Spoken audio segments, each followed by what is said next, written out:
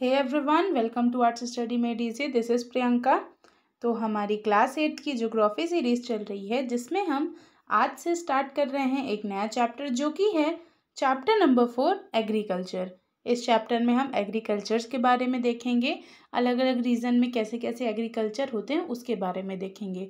Basically अगर हम बात करें आज के लेक्चर की, तो आज के लेक्चर में सिर्फ हम देखेंगे कि आखिर एग्रीकल्चर का वर्ड मीनिंग क्या है, एग्रीकल्चर मतलब होता क्या है। आज हम एग्रीकल्चर की मीनिंग के बारे में पढ़ेंगे। उससे पहले कुछ इंपॉर्टेंट बात, अगर आप हमारे लेक्चर्स मतलब जो पिछले लेक्चर्स हैं, हम क्लास 8 ज्योग्राफी में 3 चैप्टर कंप्लीट करा चुके हैं और 6-7 की ज्योग्राफी कंप्लीट है। हिस्ट्री चल रही है आपकी 7th क्लास की। पॉलिटी कंप्लीट है, पॉलिटी यानी कि सिविक्स जो आपको लगती है वो कंप्लीट है। आप वो सब देख सकते हैं। और अगर आपको हमारे लेक्चर्स की पीडीएफ चाहिए, जो हम मतलब पीडीएफ रहती है हमारे लेक्चर में, अगर आपको वो चाहिए तो टेलीग्राम चैनल का लिंक डिस्क्रिप्शन में मिल जाएगा, आप वहाँ से देख लीजिएगा। ठीक, मतलब चैनल में जुड़ जाइएगा तो आपको वहाँ से पीडीएफ आप इजीली डाउनलोड करके देख सकते हैं। तो चलिए शुरू करते हैं इसी के साथ हमारा फर्स्ट लेक्चर इस चैप्टर का। ठीक, तो देखिए बेसिकली जैसा हमारा जो ये ट्रेंड आता गया है, मतलब एनसीईआरटी ये एक ट्रेंड ही बना दी है अगर हम बात करें तो। और सबसे इम्पोर्टेंट ये क्लास 8 की ज्योग्राफी में तो स्पेशली कि वो कोई भी चैप्टर के स्टार्टिंग में अगर उसे कोई टॉपिक समझाना होता है तो उसमें एक वो शॉर्ट स्टोरी डालती है। ठीक, जैसे इस चैप्टर में एग्रीकल्चर के स्टार्टिंग में हमने जैसे फर्स्ट चैप्टर कंप्लीट किया, सेकंड चैप्टर कवर किया, थर्ड चैप्टर देखा, तो उसमें भी सबसे पहले स्टार्टिंग में एक शॉर्ट स्टोरी रहती थी, जिससे हमें पता चलता था कि आखिर ये चैप्टर है किस बारे में। फिर उससे हम टॉपिक में आते थे। तो वही ट्रेंड को फॉलो करते हुए एनसीईआरटी में यहाँ पे एक शॉर्ट स्टोरी है, जिसमें कि ये गुरप्रीत, माधव और टीना ये मतलब वॉक कर रहे होते हैं। तभी ये देखते हैं कि भाई फार्मर में मतलब फार्मर कहते हैं विलेज में, जब ये वॉक करते रहते हैं अपने गांव में, तो वहाँ पे देखते हैं कि एक फार्मर जो है वो अपने सीड मतलब अपने लैंड की टिलिंग कर रहा है। अब यहाँ टिलिंग का मतलब क्या है, तो टिलिंग का मतलब जुताई कर रहा है। ठीक, तो फिर उसको वो फार्मर से वो मिलते हैं। अब वो फार्मर इसमें बताता है कि भाई मैं इसमें वीट ग्रो करूँगा, फर्टिलाइज़र वगैरह डाल दिया है, सीड वगैरह मैन्योर डाल दिया है। अब मैन्योर फर्टिलाइज़र क्या करता है, तो मैन्योर क्या करता है, वो सॉइल को और फर्टाइल बनाता है। ठीक, तो वो ये बच्चों को बताता है कि भाई मैंने इसमें मैन्योर डाल दिया है, अब इसमें मैं सीड वीट डालूंगा, वीट ग्रो करूँगा, जो कि फर्दर वीट जो है वो मंडी में ये बेचेगा, इसको अच्छे खासे दाम में ये वीट बेचेगा, फिर वो कंपनी में जाएगी, वहाँ से फिर ब्रेड बिस्किट वगैरह बन के इनको मिलेगी। तो वही चीज़ यहाँ पे बता रहा है कि he told the children that the wheat would fetch a good price in the mandi from where it would be taken to factories to make bread and biscuit from the flour.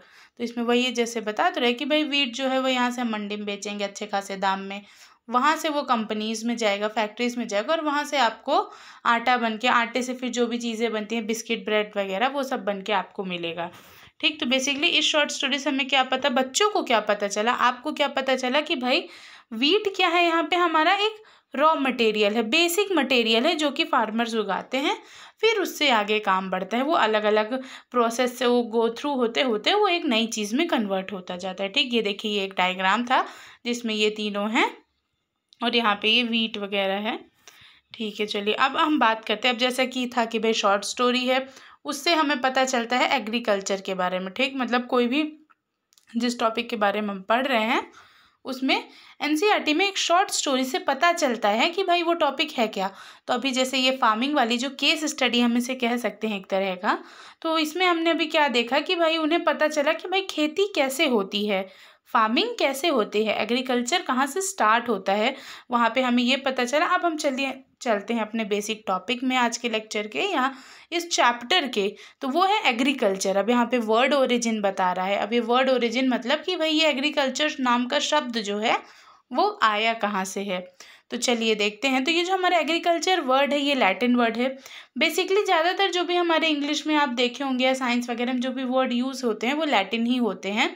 तो यहाँ पे है जैसे कि जो एग्रीकल्चर है उसी तरह है, एग्रीकल्चर भी हमारा कैसा वर्ड है, लैटिन ओरिजिनेटेड वर्ड है, लैटिन का है। ठीक, लैटिन भाषा का, जिसमें एगर या एग्री जो होता है उसका मतलब होता है सॉइल, और कल्चर मीनिंग होता है कल्टीवेशन। तो अगर हम बाई वर्ड मीनिंग देखें तो भाई सॉइल में कुछ कल्टीवेट करना, सॉइल में कुछ उगाना ही हमारा क्या है, बाई वर्ड मीनिंग है एग्रीकल्चर का। ठीक, ये सब आपको पता होना चाहिए कि भाई जैसे हम स्टार्टिंग से जब से ज्योग्राफी पढ़ रहे हैं तो जो भी टर्म्स हमारे यूज़ हो रहे हैं ज्योग्राफी में उसका हम वर्ड मीनिंग ज़रूर देखे हैं। तो उसी तरह यहाँ पे एग्रीकल्चर का था, अगर हम आपसे मतलब ये पूछा तो नहीं जाता है बट आपको एज ए जनरल नॉलेज पता होना चाहिए। और सबसे इम्पोर्टेंट बात, अगर आपकी बुक में गिवन है तो आपको आना ही चाहिए। तो ये जो एग्रीकल्चर है, जिसमें एग्री का मतलब होता है सॉइल और कल्चर मतलब कल्टीवेशन, सॉइल में कुछ भी उगाना हमारा एग्रीकल्चर है, ठीक। अब यहाँ पे देखिए स्टार्ट होता है हमारे ये टॉपिक, जिसमें लिखा है कि this transformation from a plant to a finished product involves.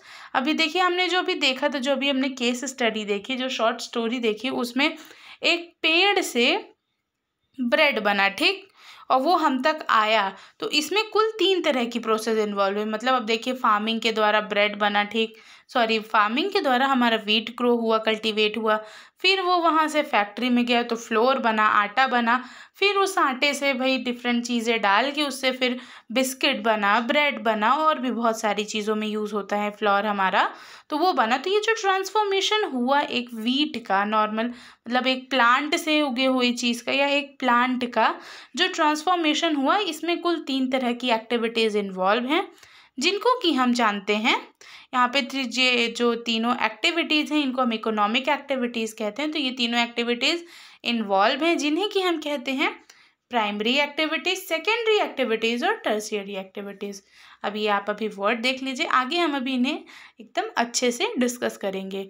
पहला क्या है हमारा primary activities, secondary, tertiary. Tertiary यानी कि तीसरा हम कहें अगर बाय वर्ड मीनिंग बताएं। प्राइमरी से तो आपको पता ही चल रहा होगा पहला, सेकेंडरी यानी कि दूसरा, टर्शियरी यानी कि तीसरा। तो ये तीनों एक्टिविटीज़ इन्वॉल्व हैं। ये जो हमारा प्लांट से कोई भी एक फिनिश्ड प्रोडक्ट बनने का जो ट्रांसफॉर्मेशन है उसमें, ठीक। तो चलिए देखते हैं अभी इन एक्टिविटीज़ को कि आखिर ये हैं क्या क्या, ठीक, ये वर्ड हैं क्या क्या। तो देखिए यहाँ पे जैसे लिखा है कि primary activities include all those connected with extraction and production of natural resources. मतलब इसमें कह रहा है कि प्राइमरी एक्टिविटीज़ वो होती हैं जो भी नेचुरल रिसोर्सेज को यूज़ करके, मतलब या तो कहते हैं कि नेचुरल रिसोर्सेज से जुड़ी हुई होती हैं, या तो उन्हें हम कोई एक्सट्रैक्ट करें जैसे मिनरल का एक्सट्रैक्शन वगैरह, ये सब हमारा प्राइमरी एक्टिविटीज़ में आता है। क्रॉप का ग्रो करना, कल्टीवेशन करना, ये भी हमारा प्राइमरी एक्टिविटीज़ में आता है। बेसिकली हम बात करें तो जो भी हमें नेचर से मिलता है, वो जो रॉ मटेरियल अगर हम कहें कि भाई अगर हमें कोई प्रोडक्ट बनाना है, अब आखिर देखिए बिस्किट के लिए जो वीट था, सॉरी फ्लोर के लिए, आटा के लिए जो वीट था वो क्या था, रॉ मटेरियल था। तो सबसे इम्पोर्टेंटली जो भी हमारा रॉ मटेरियल जहाँ से आता है, नेचर से आता है, तो वो एक्टिविटी हमारी प्राइमरी एक्टिविटी होती है, जिसमें कि हमारा एग्रीकल्चर हो गया, फिशिंग हो गया, गैदरिंग हो गया, ये सब कुछ एग्जाम्पल्स हैं हमारे किसके, प्राइमरी एक्टिविटीज़ के, ठीक। तो आपको प्राइमरी एक्टिविटीज़ समझ में आया। जैसे अगर मान लीजिए हम कोई कुछ ग्रो करते हैं, जैसे अगर हम बात करें कॉर्न की, ठीक है, तो कॉर्न हम एग्रीकल्चर यानी कि खेती से, फार्मिंग से हम कॉर्न ग्रो करें, फिर ना उसके बाद वो कॉर्न गया कंपनी में गया, फिर उसके सीड्स निकाले गए, फिर दूसरे कंपनी में गया तो वहाँ पे उसको मतलब पॉपकॉर्न जैसे मसाले वगैरह मिक्स करके पैक किया गया, फिर वो हम तक आया। तो हम कुत्ते 2 मिनट या 10 मिनट में पॉपकॉर्न बना लेते हैं। तो आखिर वो स्टार्ट तो कहीं ना कहीं से हुआ होगा, उसका रॉ मटेरियल कहाँ से मिला हमें, जो कॉर्न था वो हमें तो नेचुरल सोर्सेज से ही ना मिला, नेचुरल सोर्स यानी कि सॉइल से मिला, उसमें ने हम उसी में ना हम कुछ कल्टीवेट करें तब हमें कॉर्न मिला। तो बेसिकली जो भी नेचुरल सोर्सेज से मिलता है हमें, जो भी इंग्रेडिएंट जो कुछ भी हम नेचर से लेते हैं, वो हमारा क्या हो जाता है, primary activities, basic activities. Example जैसे कि मैंने बता ही दिया आपको कि एग्रीकल्चर हो गया, फिशिंग हो गया, गैदरिंग, ये सब कुछ अच्छे एग्जाम्पल्स में से हैं। अब चलिए देखते हैं प्राइमरी एक्टिविटीज़ तो हो गया, अब देखते हैं चलिए सेकेंडरी एक्टिविटीज़ क्या होती हैं, ठीक। तो जैसे कि वर्ड है सेकेंड नंबर, वैसे ही है कि भाई secondary activities are concerned with the processing of these resources. अब ये जो हमारे नेचुरल रिसोर्सेज या एक्सट्रैक्शन से जो भी चीज़ें हमें मिली हैं, इनकी ये प्रोसेसिंग करते हैं, यानी कि इनको एक लेवल अप तक ले जाती हैं, ऊपर तक ले जाती हैं, ठीक। मैन्युफैक्चरिंग, अब जैसे कि ये हमारा जो आटा हो गया, आटे से ये फ्लोर बनना, फ्लोर से बिस्किट वगैरह बनना, तो ये हमारा सेकेंडरी एक्टिविटीज़ है, ठीक। आटा भी बिकता है, बिस्किट भी बिकता है, ब्रेड भी बिकता है। तो ओवरऑल उन्होंने क्या किया कि जो रॉ मटेरियल था, जो प्राइमरी एक्टिविटीज़ में हमें मिला था रॉ मटेरियल प्राइमरी एक्टिविटीज़ के द्वारा, उसे हमने ट्रांसफॉर्म करके एक अलग लेवल पे ले गए, उसको हम मैन्युफैक्चर करें, मैन्युफैक्चरिंग मतलब इसको बदल दिए, उसको ऐसे कन्वर्ट कर दिया कि उसकी वैल्यू बढ़ गई, इकोनॉमिक वैल्यू बढ़ गई, तो वो हमारा किस में आता है, सेकेंडरी एक्टिविटीज़ में। अब यहाँ पे एग्जाम्पल में जैसे लिखा है कि manufacturing of steel, baking of bread, weaving of cloth, ये सब कुछ गुड एग्जाम्पल्स हैं सेकेंडरी एक्टिविटीज़ का। जैसे स्टील को मैन्युफैक्चर करना, देखिए स्टील का जो हमारा ग्लास है वो कहीं ना कहीं तो रॉ मटेरियल यानी कि मिनरल से जो हमारा स्टील निकला है उसको फिर वो मॉडिफाई करे होंगे, मैन्युफैक्चर करके फिर ना ग्लास बनाए। तो यहाँ पे वो क्या करे, जो हमें नेचर से रिसोर्स मिला था उसे वो ट्रांसफॉर्म करे एक अदर लेवल तक, जो कि हमारे आज की डेट पे हमारी यूज़ बन चुका है। ठीक, तो ये हमारा हो गया सेकेंडरी एक्टिविटीज़। अब बात करते हैं टर्शियरी एक्टिविटीज़। तो देखिए जो टर्शियरी एक्टिविटीज़ होती हैं, ये जो हमारा प्राइमरी और सेकेंडरी एक्टिविटीज़ होती हैं ना, इनको ये सपोर्ट प्रोवाइड करता है। ठीक, सपोर्ट कैसे, तो देखिए हमारा जो भी ये प्राइमरी एक्टिविटीज़ में मान लीजिए गेहूं हमारा हुआ, तो वो कहीं ना कहीं से तो गेहूं एक जगह से दूसरी जगह हम उसको ट्रांसपोर्ट करेंगे, तो वो जो ट्रांसपोर्टेशन है वो हमारा टर्शियरी एक्टिविटीज़ है। ठीक, अब मान लीजिए हमारा ब्रेड बन गया, अब वो ब्रेड हम तक कहीं ना कहीं से तो आएगा, कोई ना कोई मेथड से हम उसका एडवर्टाइजमेंट देखेंगे या कुछ भी, या ट्रांसपोर्टेशन के द्वारा हम तक कोई सेलर बेचने आएगा, तो ये सब जो है जो मतलब सर्विसेज प्रोवाइड कराते हैं, ये हमारे टर्शियरी एक्टिविटीज़ होते हैं। एक बार इसमें हम देख लेते हैं क्या लिखा है। तो tertiary activities provide support to the primary and secondary sectors. Tertiary activities क्या प्रोवाइड कराती हैं, प्राइमरी और सेकेंडरी सेक्टर को सपोर्ट करती हैं अपनी सर्विसेज से, जैसे कि यहाँ पे transport, trade, banking, insurance and advertising, ये कुछ गुड एग्जांपल्स हैं किसके, टर्शियरी एक्टिविटीज़ के। ठीक, आई होप कि आपको यहाँ से प्राइमरी, सेकेंडरी और टर्शियरी समझ में आ गया होगा। प्राइमरी यानी कि जो भी हमारा बेसिक नेचुरल सोर्स है, रॉ मटेरियल हम कह सकते हैं वो, फिर उसको हम सेकेंडरी एक्टिविटीज़ में ट्रांसफॉर्म करते हैं, मैन्युफैक्चर करते हैं, कोई चीज़ बनाते हैं, और टर्शियरी एक्टिविटीज़ उस चीज़ को हम तक पहुँचाने का या प्राइमरी और सेकेंडरी एक्टिविटीज़ को सपोर्ट करने का काम करती हैं अपनी सर्विसेज से। ठीक, अब चलिए यहाँ पे बात करते हैं एग्रीकल्चर में, फिर वापस आते हैं। हमारी एक्टिविटीज़ तो हमने देख लिया, तो यहाँ पे लिखा है कि एग्रीकल्चर एक बहुत ज़्यादा प्राइमरी एक्टिविटी, एग्रीकल्चर जो है वो हमारी प्राइमरी एक्टिविटी अभी हमने देखा। इट इंक्लूड्स, अब इसमें क्या क्या इंक्लूड होता है, तो it includes growing crops, fruits, vegetable, flower and rearing of life stock. मतलब इसमें बता रहा है कि जो हमारा एग्रीकल्चर है उसमें हम क्रॉप ग्रो करते हैं, फ्रूट, वेजिटेबल, फ्लावर, ये जो हमारे लाइफ स्टॉक है, जैसे कि कोई एनिमल का हर्डिंग करने लगे यानी कि उनको पालने पोसने लगे, ये सब लाइफ स्टॉक में आता है। ठीक, तो अब यहाँ पे बता रहे हैं कि हमारी वर्ल्ड की लगभग 50% पर्सन्स ऐसे हैं जो कि एग्रीकल्चरल एक्टिविटीज़ पे डिपेंड करते हैं या उस पर पूरी तरह से रिलाई करते हैं, इंगेज्ड हैं, लगे हुए हैं। 50% लोग हमारी वर्ल्ड में किस में हैं, एग्रीकल्चर में। 2/3 of India's population is still dependent on agriculture. अब देखिए यहाँ पे बात कर रहे हैं इंडिया की, तो हमारी लगभग 2/3 पॉपुलेशन यानी कि बहुत बड़ा हिस्सा हमारी पॉपुलेशन का किस पे डिपेंड करता है, किस पे आज भी रिलाई करता है, वो है एग्रीकल्चर। इसी जाहिर सी बात है भाई, अब इतने ज़्यादा लोग हैं हमारे यहाँ, आपने देखा भी होगा कि हमारे यहाँ मतलब खेती बाड़ी अच्छी खासी हो जाती है। वो बात अलग है कि फार्मर्स को पैसे नहीं मिलते उनके मतलब जितना भी उनका चार्ज रहता है, बट खेती बाड़ी अच्छी खासी हो जाती है।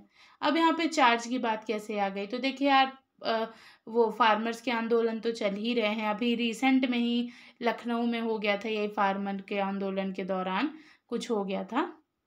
तो ये फार्मर के आंदोलन तो हमारे देश में चल ही रहे हैं। अच्छा, आपको ये हम समझा दें कि ऐसा क्यों हो रहा है, थोड़ा लेक्चर लॉन्ग हो जाएगा, बड़ा हो जाएगा, बट फिर भी जानना चाहिए आपको। तो देखिए क्या हुआ है कि जो सेब हम खरीदते हैं, तो देखिए अगर हम हिमाचल में जाके खरीदेंगे तो वहाँ हमें 10-20 रुपए किलो मिलेगा। ठीक, बट वहीं अगर आप सिटीज़ में, जैसे कि मैं जहाँ पे हूँ, यहाँ पे मतलब मैं भोपाल साइड पे हूँ, तो यहाँ पे सेब हमें 110, 120, 130 ऐसे मिलता है, 150 भी मिलता है। 150 मैंने लिया था तो मेरे को पता है, इतने रुपए किलो मिल रहा है। अब फार्मर वहाँ जो हिमाचल प्रदेश में फार्मर उगाते हैं, उनसे कितने रुपए में खरीदा जा रहा है, मान लीजिए 10 रुपये या 20 रुपये में खरीदा जा रहा है। हम मान लेते हैं होलसम 40-50 रुपये में फिर भी खरीदा जा रहा है। तो वो लोग ट्रांसपोर्टेशन का जो चार्ज है, जो यहाँ अब यहाँ पे 150 में बिक रहा है, तो जो बीच का 100 रुपये एक्स्ट्रा है वो कौन ले रहा है, वो जो बीच में दलाली कर रहे हैं, यानी कि जो एक जगह से दूसरी जगह उसे पहुँचा रहे हैं, वो पैसा खा जा रहे हैं। फार्मर को तो प्रॉफिट मिल नहीं रहा है, बस इसी को लेके आंदोलन चल रहा है। अब आप ही बताइए कमेंट सेक्शन में कि आपको ये सही लग रहा है क्या नहीं, कि बस मैंने सेव का एग्जांपल ही इसलिए लिया। अब अगर एक और एग्जांपल अगर आपको बताने जाएं, तो लोग अक्सर नहीं कहते कि भाई जिसके यहाँ ज़्यादा प्रोडक्शन हुआ हो, कोई के गाँव में अगर आपके एरिया में कहीं हुआ हो, तो कहते हैं कि भाई उसके यहाँ से सब्जी लो, उसके यहाँ से ये सामान लो फार्मर से, उसके यहाँ प्रोडक्शन हुए तो सस्ते में देगा। ठीक, अब आप उसके यहाँ से तो उठा लोगे। अब मान लीजिए कोई बनिया है या कोई सेलर है, वो उसके यहाँ से ले लिया कम दाम में, उसको वो जस्ट डबल दाम में बेचेगा, या कुछ दिन उसको अपने पास रख के स्टोर करके फिर उसको डबल दाम में बेचेगा। तो इसमें प्रॉफिट किसका हो रहा है? फार्मर को तो उतना ही पैसा मिला, प्रॉफिट तो बीच के दलाल का हो रहा है। तो बस इन्हीं सब से मतलब फार्मर को भी थोड़ा प्रॉफिट मिले। हमारे यहाँ अब बताइए 2/3 पॉपुलेशन हमारी डिपेंड करती है एग्रीकल्चर में, तो उनको तो सपोर्ट करना बनता है। तो इसीलिए भाई वो लोग आंदोलन कर रहे हैं। अब ये पॉलिटिकल मैटर हो जाएगा, इसलिए इसमें हम कुछ बोलना नहीं चाहेंगे, बस आपको एक्सप्लेन करना चाहते थे नॉर्मल एग्जाम्पल लेके। ठीक, चलिए अब हम अपने टॉपिक पे आते हैं। ये लेक्चर से भटक जाते हैं बताते बताते। तो देखिए यहाँ पे है कि भाई favourable topography of soil and climate are vital for agricultural activities. अभी जो हमारी एग्रीकल्चर एक्टिविटीज है, अब देखिए ये तो सब चीज़ों का मतलब जो भी सेकेंडरी और टर्शियरी इनका तो रॉ मटेरियल तो है, बट ये जो हमारी एक्टिविटीज़ हैं इनके लिए सबसे ज़्यादा इंपॉर्टेंट क्या है? तो सॉइल की फर्टिलिटी, सॉइल की टोपोग्राफी, मतलब कि वो कितनी फर्टाइल है, वो किस एरिया में है, ये सब। और दूसरा जहाँ पे क्रॉप हम कल्टीवेट कर रहे हैं वहाँ का क्लाइमेट। ये दो चीज़ें सबसे मेन इंपॉर्टेंट है आपको एग्रीकल्चर एक्टिविटीज़ परफॉर्म करने के लिए। अब यहाँ पे नीचे एक मैप है जिसमें बता रहा है कि भाई ये एरिया है जहाँ पे ज़्यादा एग्रीकल्चर होता है, या एरेबल लैंड है। एरेबल यानी कि मतलब अच्छा खासा लैंड है जहाँ पे इजीली कल्टीवेशन हो सकता है। तो देखिए अगर हम बात करें इंडिया की, तो हमारे इंडिया का 72 मतलब लगभग कहें तो होलसम ये राजस्थान वाला इलाका और ये थोड़ा सा झारखंड साइड का इलाका, इसको अगर हम काट दें तो ओवरऑल हमारा बहुत बड़ा एरिया जो है वो पूरा एग्रीकल्चर पे डिपेंड करता है। थोड़ा ही एरिया है जो नहीं करता, बाकी पूरा हमारे भारत में तो बहुत अच्छा एग्रीकल्चर है भाई, अगर हम मैप को देख के बता रहे हैं तो। बाकी यहाँ पे और भी बहुत सारे रीज़न हैं, जैसे कि ये वाला हो गया।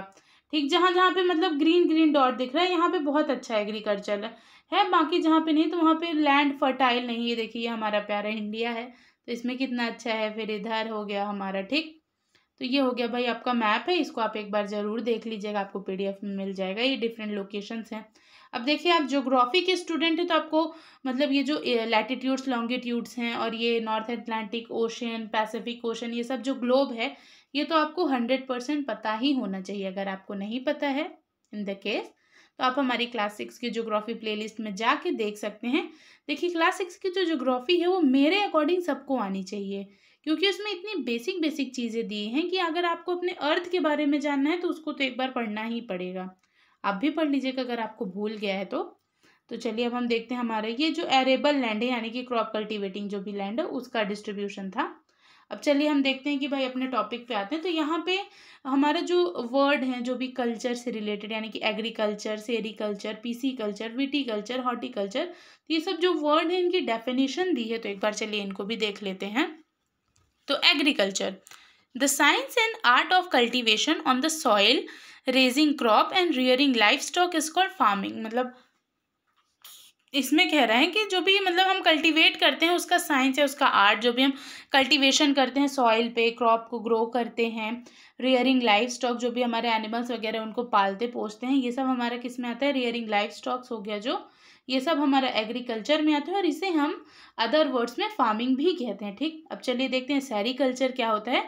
तो जो हमारे सिल्क वॉर्म्स होते हैं, रेशम के कीड़े, सिल्क वॉर्म्स जो होते हैं उनकी हम कमर्शियल रियरिंग करते हैं। ठीक, मतलब उनका हम पालन पोषण करते हैं जिससे कि जो फार्मर्स हैं तो उनकी इनकम में थोड़ा बहुत और अच्छे खासा एडिशन हो जाता है, मतलब थोड़ा और उनकी इनकम बढ़ जाती है। वहीं पे इट में supplement the income of farmer, यानी कि हमारी जो इन फार्मर की इनकम है उसको ये थोड़ा उसमें थोड़ा मतलब अपना योगदान देता है, अगर हम कह सकें। सिल्क वॉर्म का कमर्शियल रियरिंग ये बहुत सारे लोग कहते हैं, तो इसे हम क्या कहते हैं?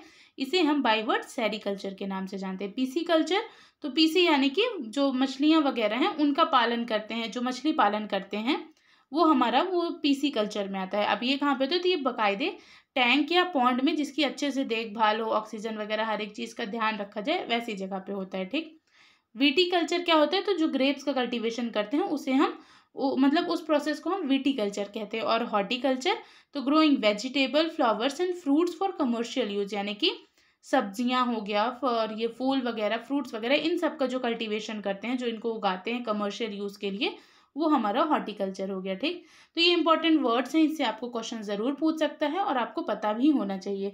एग्रीकल्चर जो हमारा फार्मिंग है उसे कहते हैं सेरिकल्चर, जो सिल्क वॉर्म का मतलब पालन पोषण करते हैं वो, पीसीकल्चर मछली पालन, विटीकल्चर कल्टीवेशन ऑफ ग्रेप्स, और हॉर्टिकल्चर ग्रोइंग वेजिटेबल, फ्लावर और फूड्स कमर्शियल यूज़ के लिए। अब देखिए ये जो ये फ्लो चार्ट है ये भी बहुत अच्छा है। देखिए एग्री, सेरी, पीसी, वीटी और हॉर्टी सब में कल्चर जोड़ दिया। ठीक, एग्री मतलब सॉइल होता है, तो सॉइल में कुछ कल्टीवेट करना हमारा हो गया। ठीक, सेरी, पीसी ये सब अलग अलग वर्ड्स हैं। ठीक, आज के लिए बस इतना ही। इसके आगे हम नेक्स्ट लेक्चर में डिस्कस करेंगे। Thank you for watching and stay tuned with us and do subscribe our channel arts study made easy. Thank you.